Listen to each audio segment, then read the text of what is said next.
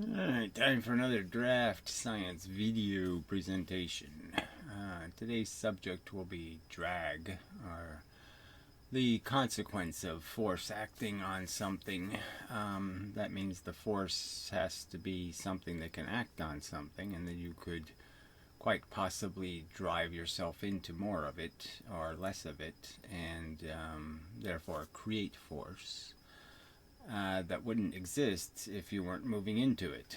Kind of an argument. Well, anyway, we'll get to that. First, Google is evil. There's so many reasons. This whole idea of letting corporations spy on us and decide what information they're going to use and what information they'll give to the police and what information they'll give to the government. And, it's just very slimy business. Why is a corporation in charge of this valuable thing? All this profiling data really shouldn't be in the hands of some corporation that's just figuring out what's in it for it, rather than what's in it for civilization or we the people or any of those kind of considerations. Very stupid of us. Anyway, yeah, just not a good idea. So, yes, just pointing out Google is evil. Blah, blah, blah, blah, blah, blah. So we'll do something like that. All right, close enough. All right, so drag. The interesting thing is that most people's theories probably have a problem with this idea that they can explain why something happens, but then they have to explain everything that's a consequence of it.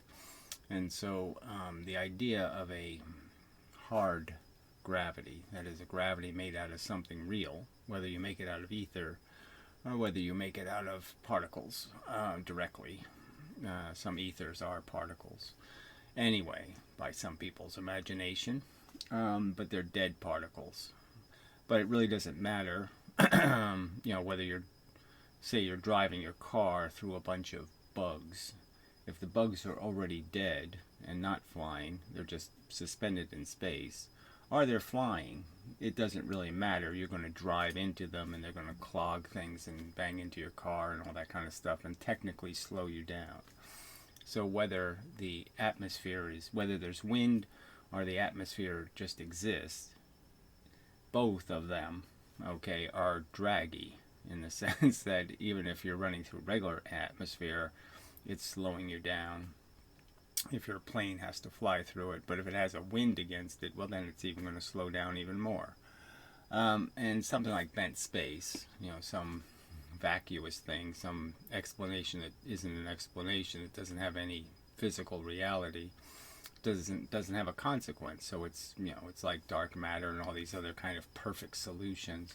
They're a little too perfect. Just coincidence that they don't provide any encumbrance, any negative consequence, because they're basically just an invisible man that you can blame everything on, and gremlins and all the things, all the myths of the history, are all these little perfect machines that can do stuff without being limited by the consequences of reality. So it just needs to be pointed out that bent space has an obvious flaw. An obvious reason to be suspect is that it's just too convenient to create a mechanism that doesn't have to have any physical reality.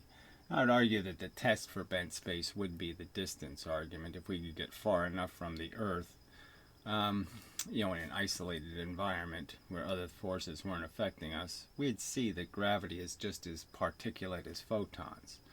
That when you get far enough away, you'll find out that either a whole photon hits you, or you don't get hit at all.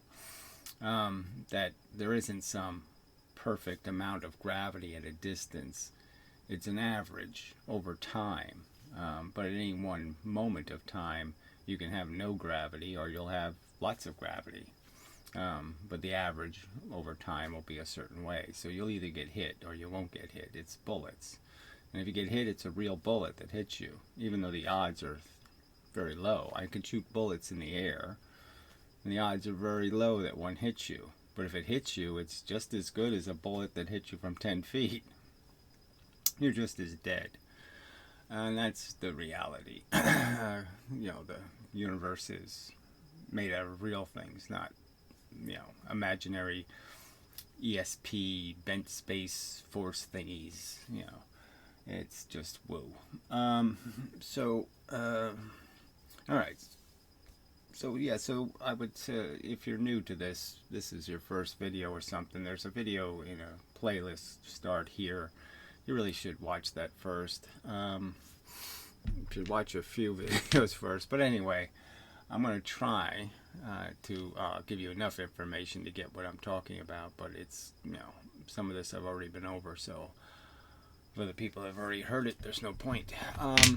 Alright, so the physical universe, I'm arguing, is that it's a physical universe and it relies on push. Something has to hit something to move it, and it's just about how much you're getting hit. If you're getting hit more on one side than the other side, you obviously will tend to move in the direction of the greater number of interactions or hits.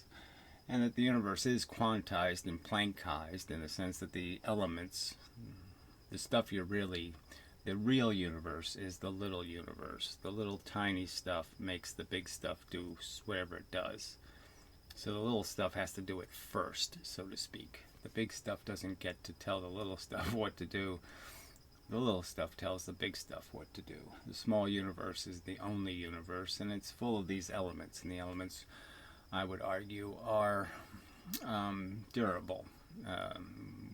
How long they've existed or how they got to exist or all that stuff, I don't think it's a very interesting question.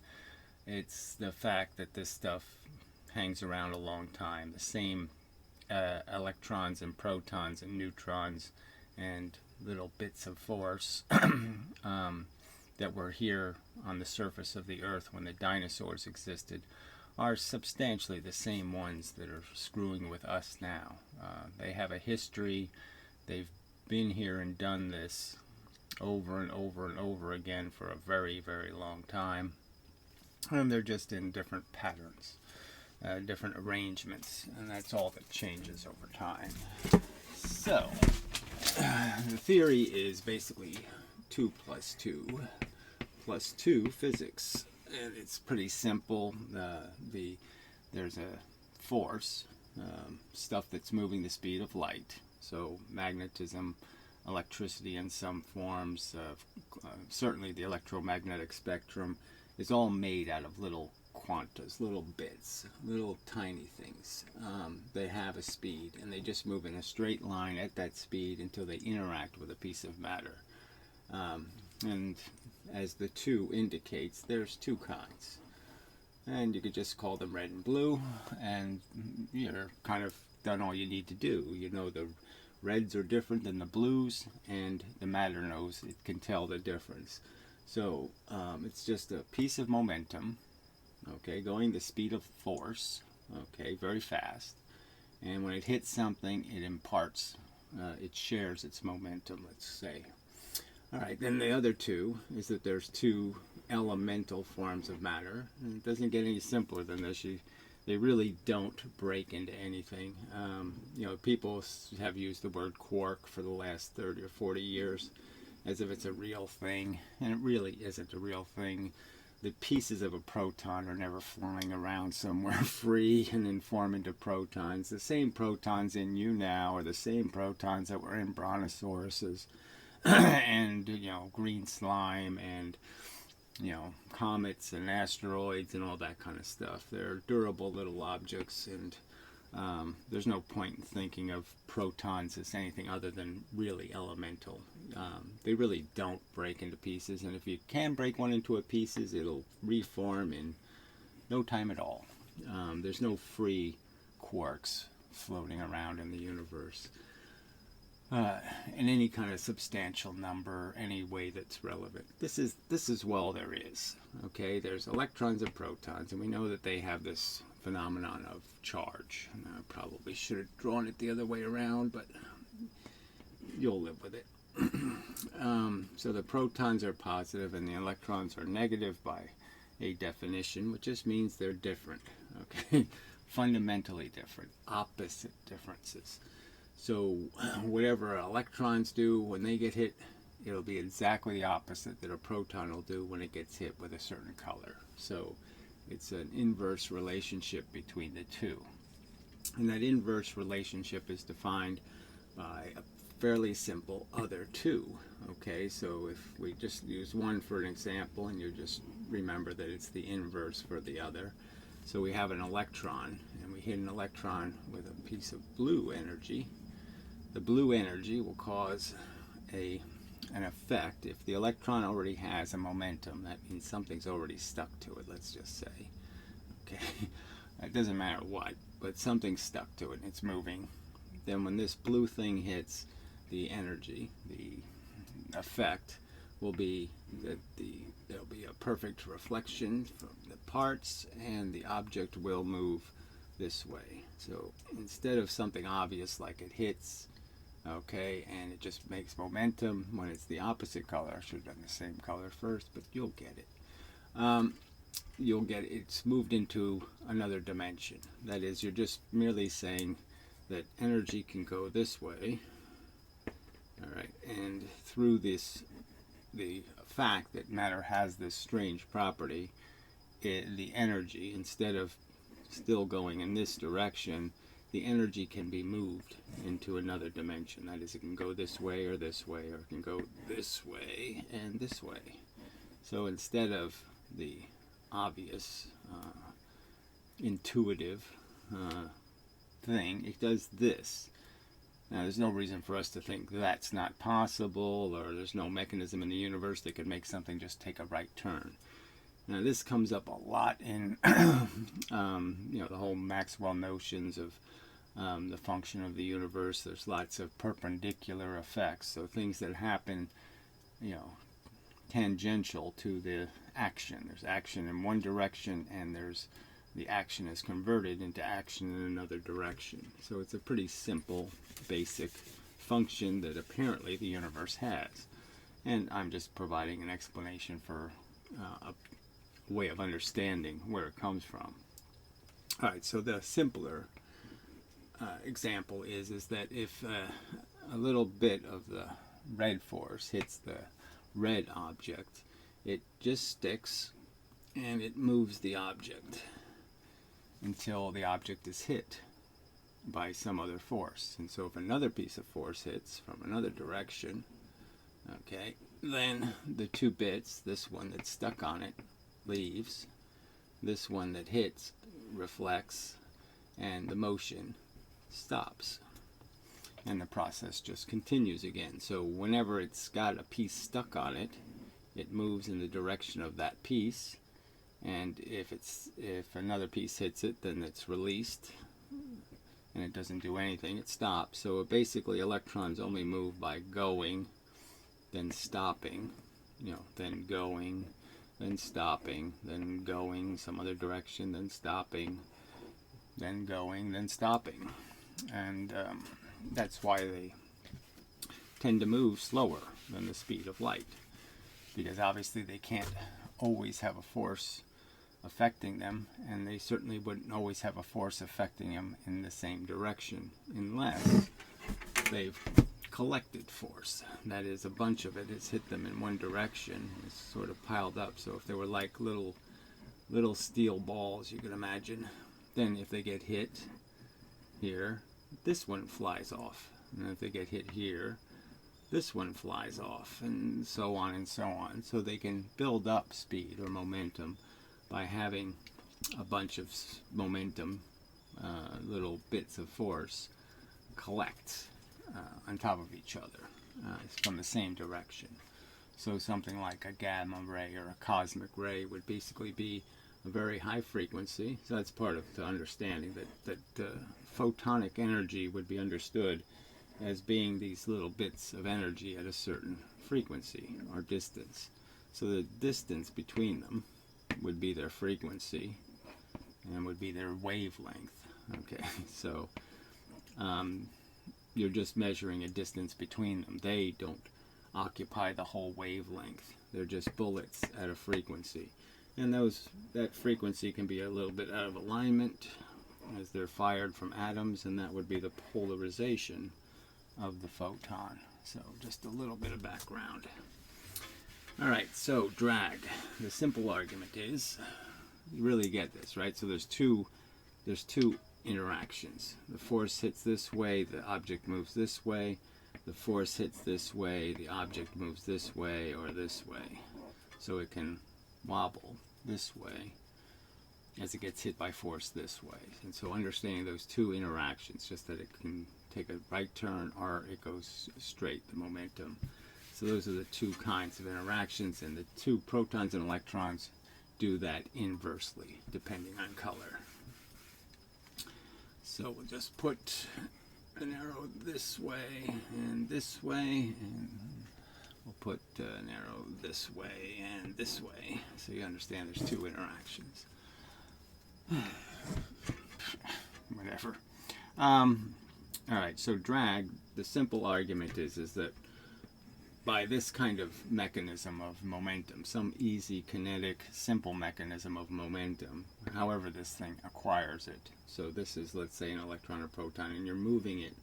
When you're moving it, if there is a real force of gravity, or if photons and energy is made out of real little bits of force, the idea would be as it moves, it's obviously going to get to stuff moving one direction, this way, a lot sooner. Okay, it's going to interact with it before it would. And obviously the stuff going this way would have a hard time catching up to it. So it's running away from this force, and it's running into this force. And that means there'd be more pressure here, a higher pressure in the direction it's going, and a lower pressure in the direction it isn't going, which means it really has to go the other way because it's going to be forced to. It's hitting more stuff. It's banging into more stuff, and that would be the concept of drag. Now, the ironic part is, in the history of physics, is they sort of negated a particle gravity theory because they said, where's the drag, right? I throw a wrench in space, it just keeps going. So the wrench doesn't have any drag. Once I give something momentum, like the spaceship, I can literally run out of fuel, and as long as I have velocity, I can get to a target. All of our probes that go deep into space have relied on that fact. They run out of fuel and they just keep going because they have acquired a velocity, and then they can even increase the velocity a little by stealing some from a planet. But anyway, that's a subject I don't need to add here, I don't think. But anyway, so the idea is if you're moving into a real force, if gravity is a real force, you'd be moving into it, you'd be slowing down. So you wouldn't be able to have perpetual motion. You wouldn't be able to keep a wrench going, or a spaceship going, or a meteor going, or an asteroid going. All of these things would slow down. And this would be an argument against. But the truth is that electrons and protons demonstrate that they do in fact slow down. You can't take electrons or protons and shoot them into space, as themselves. You can't make a gun, okay, and take electrons or take protons and actually successfully manage to send them hundreds of miles through space and have them land on a target. They won't make it. They'll stop moving. They will be dragged to a halt. They only can go so far and then they stop. Accelerators that accelerate these small particles have to use tremendous amounts of energy for the very reason that they have to fight against the drag. As the proton or electron goes faster, they have to pump more energy behind it because it's banging into so much force, extra force, that it's moving into. It's creating such a huge pressure differential for the proton that they have to pump in tons and tons and tons of energy, lightning bolts of energy just to get a proton to get going, to keep it going. So drag is a real thing. It actually does happen. So the irony is the argument they use to say it can't be is essentially demonstrated to actually exist. Drag exists on the elemental level. It does affect electrons and protons, and does in fact degrade their velocity and take it away from them. They are dragged to a halt. So the catch is that drag is overcome the smallest object known to be able to be thrown across the universe and maintain its velocity, is what they consider to be a constituent of what are called cosmic rays. Some of cosmic rays are really these alpha particles. They're helium nuclei, they say. And a helium nuclei would end up having, draw it the way it's going to turn out to be probably more accurate way to draw it. So the protons are blue, okay, electrons are red. So the idea would be, is that you have 2 neutrons and 2 protons. And now a neutron is really made of an electron and a proton. That's what it degrades into. So I'm going to draw it as if that's the truth. And so the idea would be is that a neutron is pretty much just an electron and a proton. And so I could draw a neutron that way. And I could draw another neutron. That's the electron. Okay, and so I could draw another neutron, say, in this position.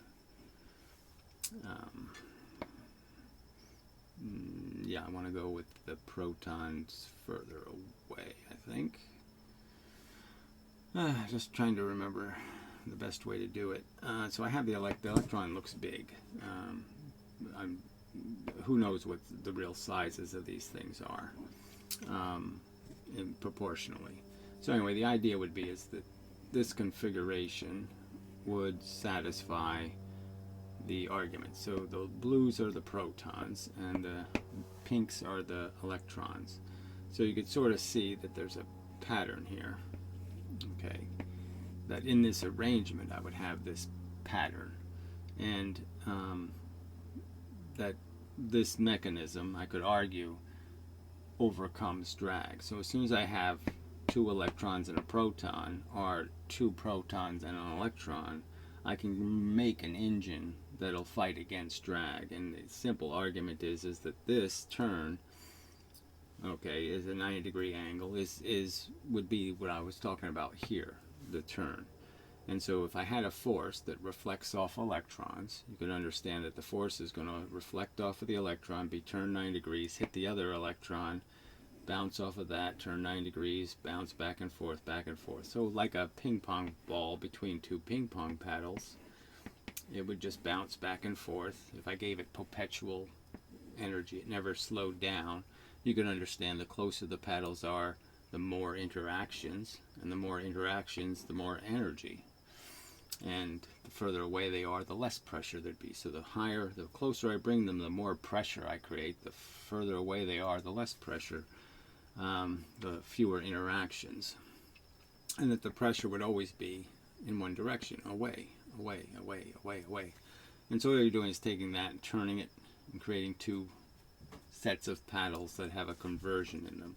So the idea would be is that obviously this momentum is in this direction, this momentum is in this direction, and you could add those 2 vectors and understand it has a huge component in this direction. Okay, so these 2 electrons are saying go that way. They're getting hit a lot. And this is saying every time you have one of this, you have this perpendicular motion, which means this object doesn't move in the same plane. So it's basically just wobbling this way and this way. So it's just going like this while this is pushing this way. So these 2 negate each other. This motion becomes irrelevant. It's in the wrong dimension. It's could be in and out too. It just doesn't matter. The point is this is wobbling this way while this is constantly being pushed in this direction.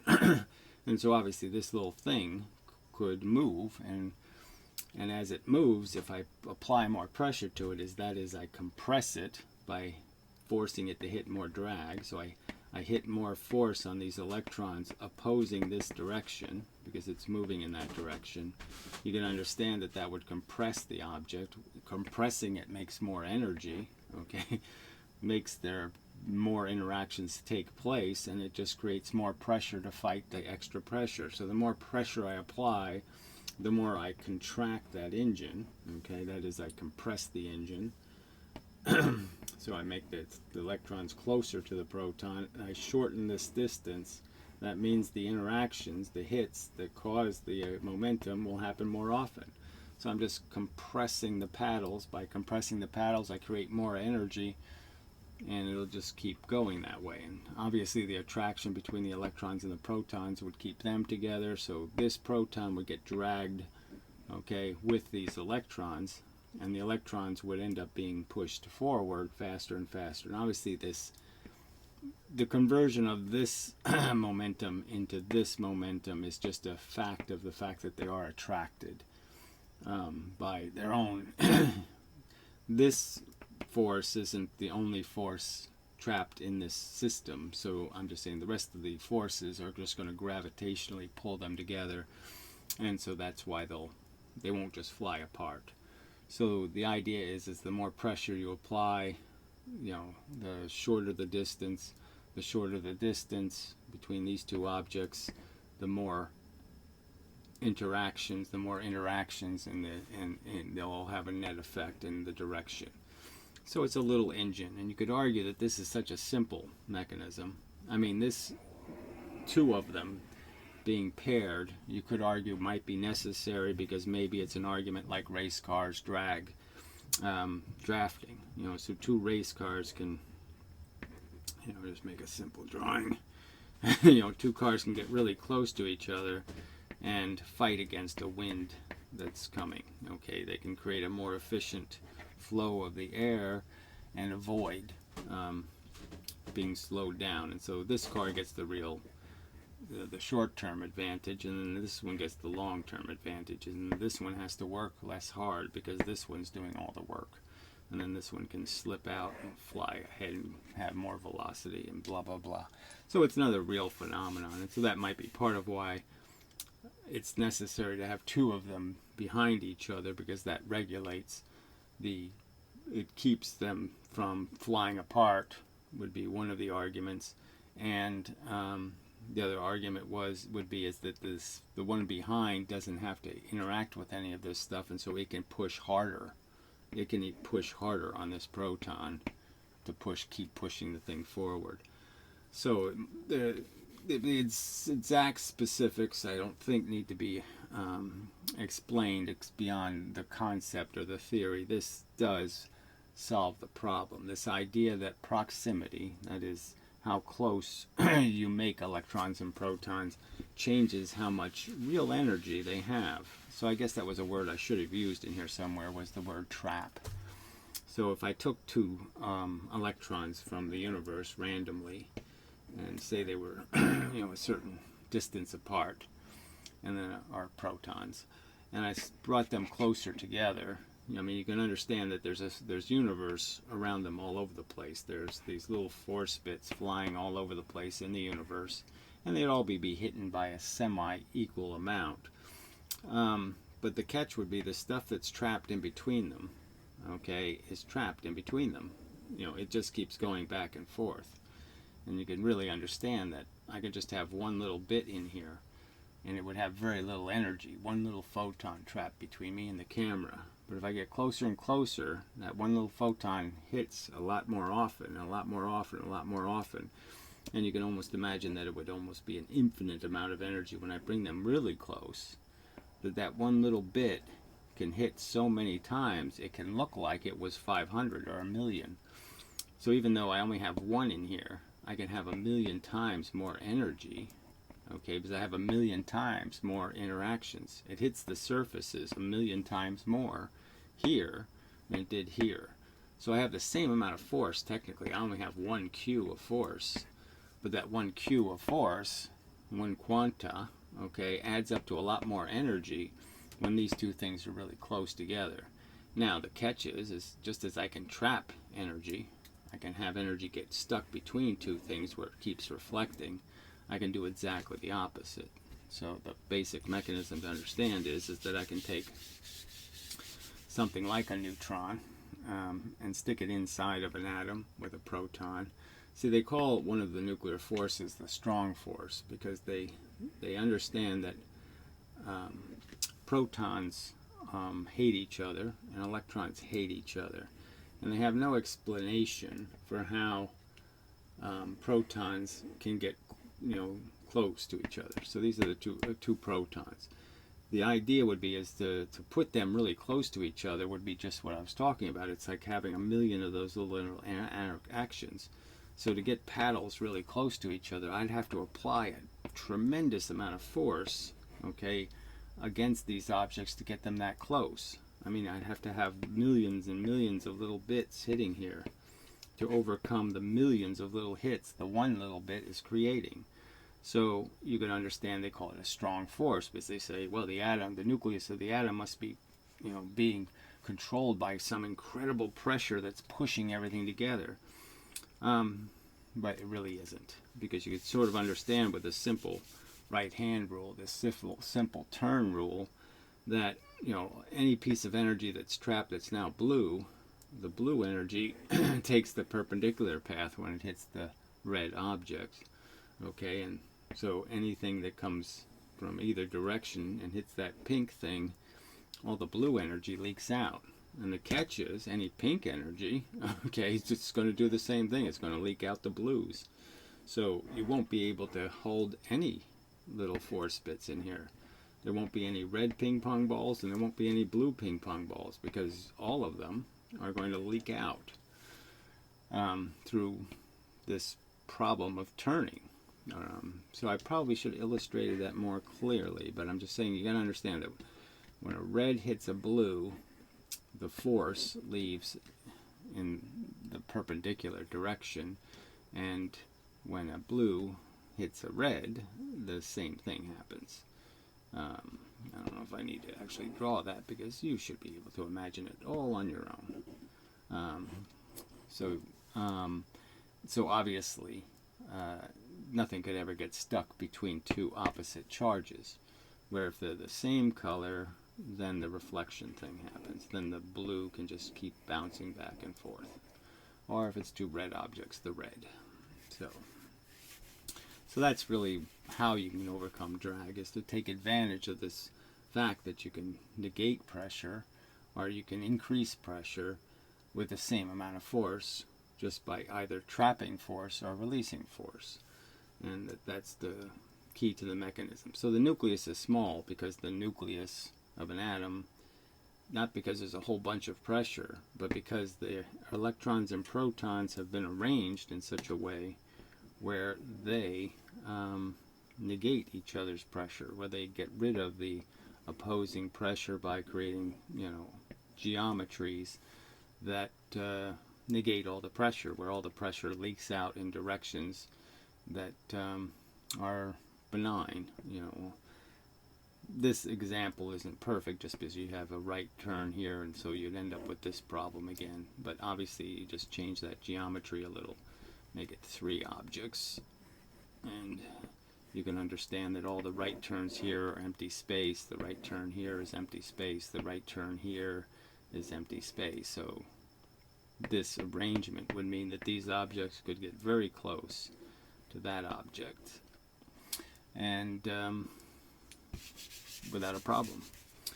So so there's ways to negate drag. They never really thought about it. They never really thought about the fact that drag actually exists, in the sense that they have evidence that protons, that the elements of the universe, electrons and protons, are affected by drag. They do drag to a halt. They can't be fired. We don't have proton guns and electron guns that can actually fire a whole bunch of these objects at something in the real world. To make a proton gun, you need a accelerator, and you need to keep accelerating the proton. You need to keep pushing it, okay? Like I said, when they put protons in accelerators, they can't just turn on the accelerator, create a nice round path with magnetism and just shoot a proton, and it'll just keep going around and around and around, and they can just watch it go around and around all day. It just won't happen. It'll stop going around. They can't trap it in a bottle, so to speak. They can't trap its motion without its motion dragging to a halt. They have to keep pushing it. They have to keep it going around. They have to keep introducing, they have to keep introducing more energy, more energy, more energy, more energy to keep it accelerating. And that's part of understanding this whole thing is acceleration, and understanding how we can see it in our physical body. The whole reason why you can't just kinetically bounce around, okay, and instantaneously acquire a new direction is because all of your atoms do have these little engines in them, these little momentum engines.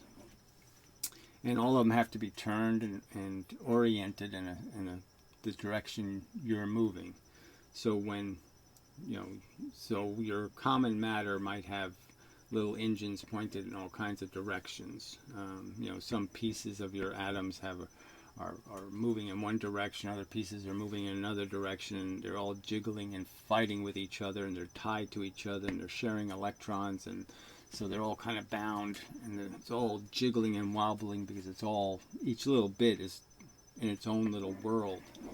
And, even when the atoms are tied to each other because they share an electron, this atom is still a little different place than this one. It's still feeling a different universe, and they're tugging on each other a little bit, and, so it's all jiggling. And so when I tell this, and then this atom is inside of a cell, and then the cell is inside of a hunk of tissue.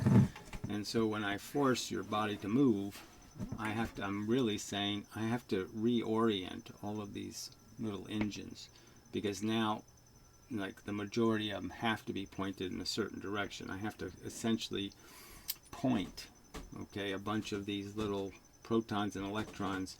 They have the ones that are pointing this way, have to start, I have to convert it into pointing this way. Right, so I want this to now be going that way because I'm going to apply a force to make that happen. Well, if I apply the force quickly, okay, none of that's going to happen. You're just going to break the atoms and destroy. Everything's going to fall apart. You're going to make a mess. So if I accelerate you too quickly, or I try to change your motion, your direction, so you're going in a direction, and I want to change your direction, I have to change it slowly. I have to apply the idea of changing to you and have you gradually change. If I try to instantly change you or too quickly change you, you're not going to change, and your physical body is going to be broken into pieces. So you could just say, even jumping out a window on a tall building, you gain enough velocity during your trip. You slowly but surely gain velocity. Your little bits are changed by the trip, but the ground doesn't change you slowly enough. It doesn't give you enough seconds to absorb it, and so you get smashed to pieces. But if I make the ground out of a piece of spandex, well, then it'll give you time to change. You'll push into it, it'll apply more pressure. Slowly but surely all the little bits will have time to change, and then your direction can be changed. So acceleration sort of shows us that direction isn't something magical. It's something that has to be transmitted, at the speed of light, at the speed of the force. It has to be transmitted into the substance, and it has to change lots of pieces of it.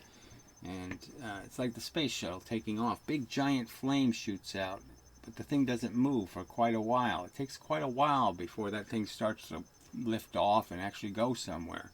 So it's got a ton of this force that's saying go, go, go, go, go, go, but it doesn't go. It takes time to spread the idea, the change, and to spread it into all those little atoms and all those nucleuses. All the nucleuses of all your atoms have to decide to go somewhere before you go somewhere. They all have to be compelled by pushing on each other, by, the atoms are connected by the fact that they're, say, sharing an electron, and so the other electrons in the atom, right, so this is kind of a crappy drawing. Well, let's just make it a bigger drawing. Sort of an important subject, so I probably should draw it in some way properly. So the atoms are connected by sharing electrons. And this is another different subject, but I believe atoms are magnetically held together. That is, they really do share it in a position. Electrons aren't swirling around. They're actually physically shared. So when this electron gets hit, it moves closer, right? Which means it moved closer to this electron, which means it's going to move that electron, which means that's going to move, say, even this electron and this electron are both going to feel that change. And so the change has to be pushed through the whole thing, and that's also affecting this nucleus. So when this electron moves, then this the nucleus also is affected by that. There's protons in the nucleus. Those electrons repel. The protons are attracted, and then it's moving further away from here. Well, anyway, the point is that everything will eventually sense that you've changed the force here, and that means the force inside of this atom has to change. And clearly, by just moving this, when you move this electron, you essentially are going to move this electron, and that's going to just move right through this atom and change this electron. And now you're just talking about how it moves. So like sound moves, these are connected atoms. And so now you've converted just quanta energy, energy of force, and you're going to convert it into, atoms moving, nuclei moving. And that movement can happen like in something like sound. You can cause a vibration very quickly, and then it goes right straight through the atoms. Or if you apply it slowly, well, then it goes in all kinds of directions and spreads to everything, and the whole thing moves. So real motion requires the energy to be dissipated through the whole object. So if you get hit by a bullet, it goes right straight through you and doesn't move you. But if the bullet's going slowly enough, well, then it'll just bend this, and it'll spread over a greater distance, and it'll affect more and more atoms.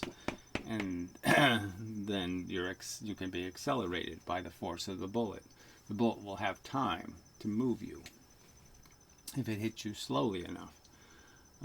So speed is everything. It's just about the force is in between all the little bits. You can move one of the bits, the force all the forces change, they're all reflecting differently. There's all different pressures inside of the atom. The pressure moves through the atoms. And again, to accelerate a whole body, you need to have it dissipate. So you need to apply the force slowly enough for it to dissipate into all the atoms, so all the atoms move. All right, that's enough, I think, as a... so anyway, they physicists will claim this is a critical error, drag, and like Feynman, Richard Feynman, and they have a simplistic argument. You're going to hit more rain when you're running into the rain. And the truth is that their own elemental particles demonstrate a real resistance, okay, that they are going to be dragged to a halt, that they don't. Again, you can't trap an electron in a bottle and just have it keep spinning around. It won't do it. Theoretically, we could probably trap photons, but the trick is making a surface perfect enough where the reflections always take place and it moves around in the path. Getting it to do the reliably never escape. So the difficulty with photons is just that they're moving so fast and they're so small that we can't make an atomic structure perfect enough where the photon hits the same atom and always makes the same turn. We might hit an atom and it goes forward. We might hit a proton instead of an electron. So we can't keep a photon trapped because technically what you need is 4 electrons. You need it to take that turn each time. Turn, 4 protons, I mean. And you always hit them. And then you could trap a photon, for example. But if we did that with electrons, if we trapped an electron in a perfect vessel, the point is that it won't keep going because it will be dragged to a halt.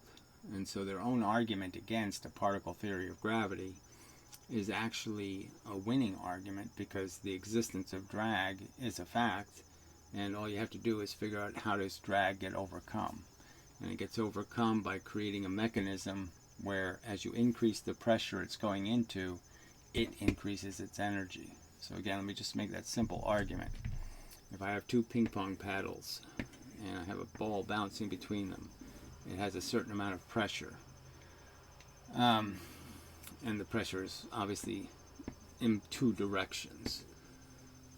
Now if I can just convert that into pressure in one direction, only one of them can move. Like say this one is attached, and so only this one can move. As soon as, so here you have this one's attached to a table, so it can't move.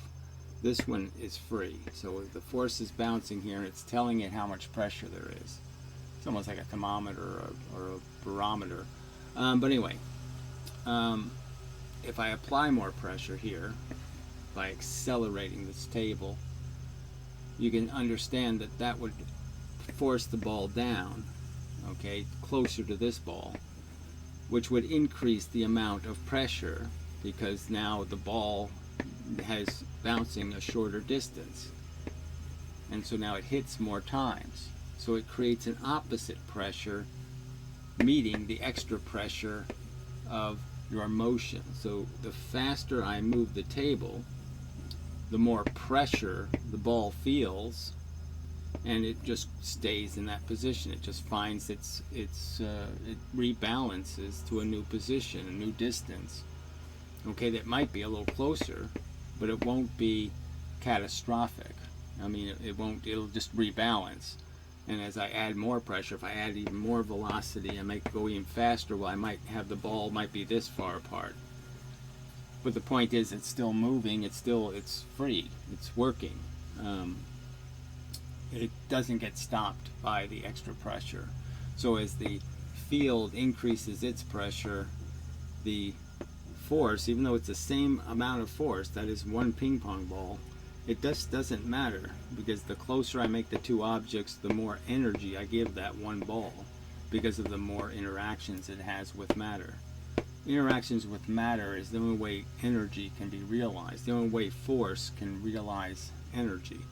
And the fact is that a quanta of force has more energy when it's trapped between two pieces of matter that are closer together. Yeah. I mean, there's a subtle equilibrium conservation argument here, because it's just not as simple as the quanta has a certain amount of energy because it's moving a certain speed. Its speed is important that it's a constant. Its mass, it's important that it's a constant. But the fact is, it's not in a constant location. So, I mean, again, if I just change this scenario, one quanta between two pieces of two electrons that are this far apart, and one quanta between two electrons that are this far apart, if I measure the energy, I'll find that this one has a lot more interactions. It's the same piece of energy, the same piece of force, but there's more interactions, which means there has to be more energy. Less interactions here, less pressure here, and more pressure here. So the same amount of force is creating more pressure or less pressure. So you can't really tie the momentum of the bit and say it's absolutely always has the same momentum, because in a sense, its momentum, its capacity to move objects in the universe, is really dependent on how close the objects are. Alright, anyway. So it does complicate the simplistic notions of conservation, but I would argue that the whole concept of gravity does that, in the sense that while quanta is moving protons and electrons, it's slowing the force down a little bit for that moment. So while it's busy moving an electron, a piece of energy in the universe has less energy, because it's moving a slower speed while it's stuck. Now when it's released, it goes back to having its normal amount of speed, and so it has its normal amount of momentum. But the fact is, while it was moving something, it was degraded. It had less energy for a moment of time, and that explains gravity. But anyway, that's a separate video. Alright, so I think that's enough to at least defend the idea that this isn't an impossible thing to explain, that a fairly simple mechanism can account for how you can have these, how you can create a system, a mechanism, a pattern that can overcome drag. And the evidence does indicate that's exactly what happens, that matter that's complex, that is a helium nucleus, can overcome drag. The elemental bits can't on their own. All right. So yes, these arguments that it's not reasonable to believe something else, or it's not reasonable to doubt the conventional physics because it cannot be some other way. Yes, it can be. There's perfectly viable alternative explanations that don't require you to believe in magical pull forces and electrons that know what mood space is in, that somehow can figure out that the space is bent or whatever that would be. And again, that argument can be defeated by just imagining the Earth's gravity going billions of miles from Earth and thinking of it in terms of, it's the same exact amount of little gravity in every single location. It doesn't seem very likely. It seems that the more likely statement is just like starlight. We just receive a tiny little speck of crap that flew off of an object.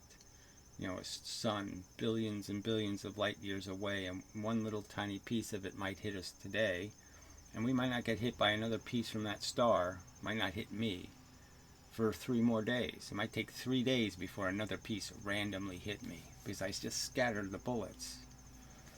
And that's what the universe is made out of, scattered bullets. And over time, those scattered bullets will bounce and cause the matter to move, and the matter will move into shapes and patterns and trap the bullets and release the bullets and create the universe we exist in, based on a simple mechanism. 2 kinds of force, 2 kinds of matter, 2 kinds of interactions. And that's all you need to create any kind of pattern you wish to create, any kind of shape or